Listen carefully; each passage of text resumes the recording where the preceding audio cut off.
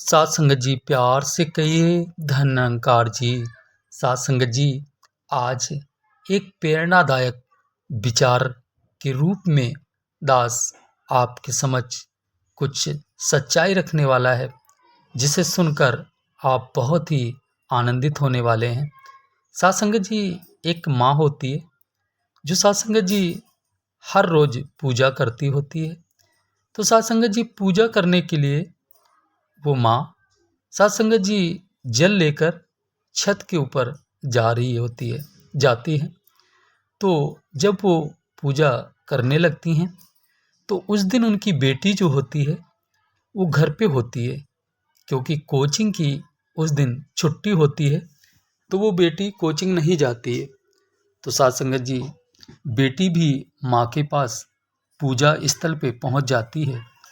सात संगत जी, जब माँ पूजा कर रही होती है तो बेटी देख रही होती है। बेटी ने माँ से प्रश्न किया, माँ ये आप क्या कर रही हैं? तो माँ बोली कि बेटी, ये हम सूर्य भगवान को जल देकर उनकी तपन को मिटा रहे हैं। तो सात संगत जी बेटी कहती है कि माँ, आप यहाँ से जल डालती हैं तो भगवान सूर्य की तपन सच में मिट जाती है। तो माँ बोलती हैं कि बेटी, ये अपनी अपनी श्रद्धा की बात है। अगर हमारी श्रद्धा है तो वो जरूर पूरा होता है। तो सात संगत जी ये बात उस बेटी के समझ में आ जाती है और बेटी चुपचाप सात संगत जी नीचे आ जाती है। सात संगत जी उसे एक बात याद रहती है कि उसके बाबा ने उस कुछ कहा होता है। तो सात संगत जी दूसरे दिन वो बेटी एक बाल्टी लेती है और उसमें पानी भर लाती है, और सात संगत जी वो पानी जो है सात संगत जी जोर जोर से छिड़कने लगती है, फर्श में गिराने लगती है। तो माँ पूछती है कि यहाँ पर अभी हमने झाड़ू पोछा किया है, तुम ये पानी क्यों डाल रही हो और ये सब गंदगी क्यों फैला रही हो? बेटी बोली, माँ आप जाइए, आप नहीं जानती हैं हम क्या कर रहे हैं। माँ बोलती है, वही तो हम जानना चाहते हैं कि आप क्या कर रही हैं। तो बेटी बोली कि कल बाबा कह रहे थे कि हमारे खेतों के पास लगा जो नलकूप है वो खराब हो गया है, जिस कारण उनकी गेहूं की फसल खराब हो रही है। तो सात संगत जी जब ऐसा बेटी बोलती है तो माँ कहती है, तो क्या हुआ, खराब हो रही तो तुम क्या कर लोगी? तो कहने लगी कि माँ, जब आप सूर्य भगवान को जल दे रही थीं तभी मेरे दिमाग में ये आइडिया उत्पन्न होता है कि क्यों ना हम भी अपने बाबा की कुछ हेल्प करें। अरे ना ज़्यादा तो आधा खेत तो मैं यहीं से भर दूंगी। तो सात संगत जी जब बेटी ऐसा बोलती है तो माँ गुस्से से तिलमिला जाती है कि यहाँ से खेतों में पानी कैसे चला जाएगा। तो सात संगत जी बेटी कहती है, अरे वाह माँ, क्या बात कर रही हैं? अभी कल आप कह रही थी कि हमारी श्रद्धा होगी तो सूर्य भगवान की तपन जरूर मिट जाएगी। तो फिर हमारी श्रद्धा है कि हम पानी डाल रहे हैं तो खेतों में पहुंच जाना चाहिए, तो क्यों नहीं पहुंचेगा? आप उतने ऊंचाई में पानी पहुंचा सकती हैं, तो मैं तो नीचे डाल रही हूँ ज़मीन में, और ज़मीन में क्यों नहीं पानी उतनी दूर खेत तो पास पड़ते हैं, सूर्य भगवान तो बहुत ऊंचे ऊंचाई में हैं और उनके पास पानी जा सकता है, मेरे खेतों में पानी क्यों नहीं जाएगा? सात संगत जी ये बात जब बेटी बोलती है तो माँ की बेटी से काफ़ी देर बहस चलती है, और जब बेटी अंत में नहीं मानती है तो फिर माँ क्या करती है कि अपनी बेटी को ले जाकर सास के समक्ष ले जाती हैं और उनसे सारी बात बता रही होती हैं। नहीं मान रही है कह रही हम बाबा की अपने हेल्प कर रहे हैं। कह रही है कि हम गांव में हमारे जो खेत हैं उनमें हम पानी डाल रहे हैं। तो जो वो दादी थीं वो सूझवान थीं, समझदार थीं, ज्ञानी थीं। उन्होंने समझाया कि बेटा ऐसा कहाँ हो सकता है, ना तो आप जल जो डाल रही हैं ना ये जल सूर्य भगवान तक पहुँच पा रहा है, और जो आप जल डाल रही हो आपका भी जल जमीन में गेहूं के खेत में नहीं पहुंच पा रहा है। साध संगत जी, दादी की ये बातें सुनकर साध संगत जी दोनों माँ बेटी का झगड़ा समाप्त होता है।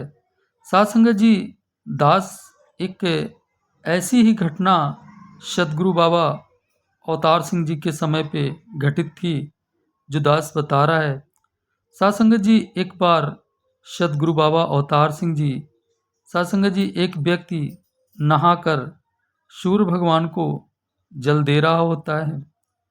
तो साध संगत जी, बाबा अवतार सिंह जी जाकर वहाँ पर उनसे पूछते हैं कि ये आप क्या कर रहे हैं। तो साध संगत जी, महात्मा संत बताते हैं कि उनका जवाब हुआ कि ये हम भगवान सूर्य की तपन को मिटा रहे हैं। तो साध संगत जी, बाबा अवतार सिंह जी कहते हैं कि अच्छा, इस तरह तपन मिट जाती है? तो कहते हैं हाँ।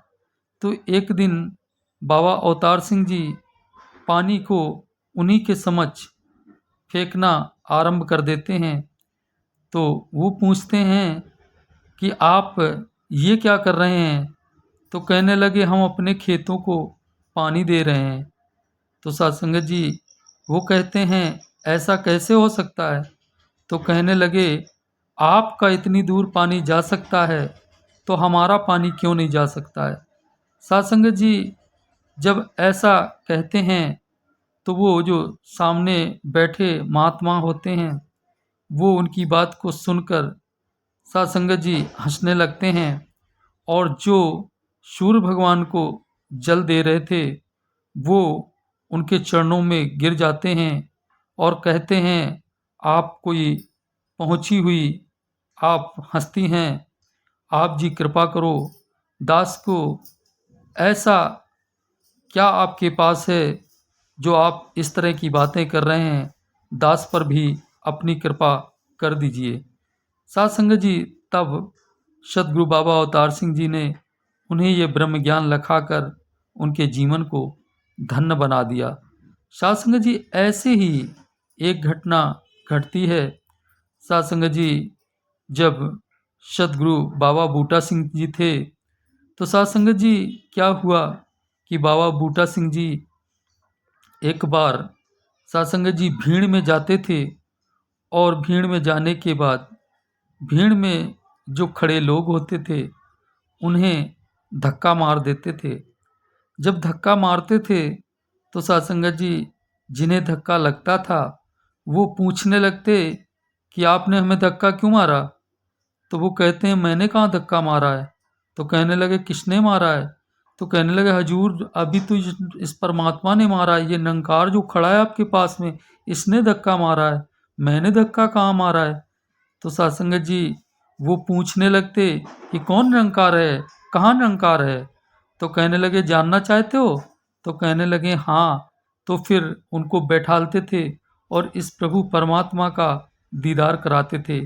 ऐसे साध संगत जी कर कर के सदगुरु बाबा बूटा सिंह जी और बाबा अवतार सिंह जी, बाबा गुरबचन सिंह जी, इन पीरों ने, पैगंबरों ने बहुत ही अधिक परिश्रम करते हुए साध संगत जी इस प्रभु परमात्मा का प्रचार प्रसार करते हुए आज जो आत्माएं इस भक्ति भरे आनंदमयी वातावरण को अनुभव कर पा रहे हैं, ये इन पैगंबरों की बहुत ही कठिन परिश्रम के कारण हम सभी का जीवन धन्य हो पाया है, जो इस निरंकार प्रभु परमात्मा को हम सभी जान पाए हैं।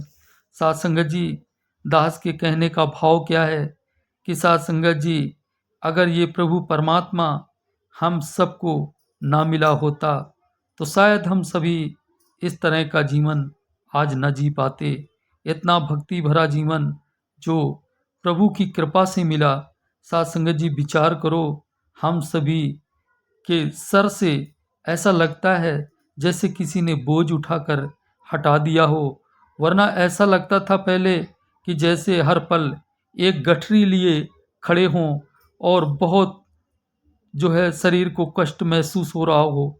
और साथ संगत जी हजूर सतगुरु बाबा जी की कृपा से वो गठरी उतार दी गई और साथ संगत जी आज बिल्कुल हल्कापन महसूस होने लगा जीवन में, शरीर में, और बहुत ही आनंद पूर्वक जीवन को हम सभी जी पा रहे हैं। कारण क्या है कि साथ संगत जी अब तो हर पल प्रभु परमात्मा को हाजिर नाजिर देखते हुए साथ संगत जी किसी प्रकार की परवाह ही नहीं रह गई। चाह गई, चिंता मिटी। साथ संगत जी किसी प्रकार की ना चाहत है और ना ही किसी प्रकार की परवाह, क्योंकि परवाह करने का कोई साथ संगत जी कुछ उद्देश्य ही नहीं बचा है।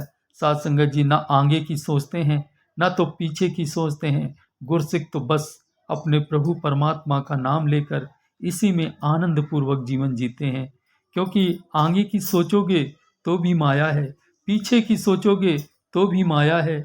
हर पल इस परमात्मा में रहकर इसमें इसके एहसास में डूबे रहना, इसका हर पल दीदार करना, इसके सिमरन में मस्त रहना, यही एक संत और गुरसिक का जीवन होता है। तो साथ संगत जी दास और शब्दों का सहारा नहीं लेगा।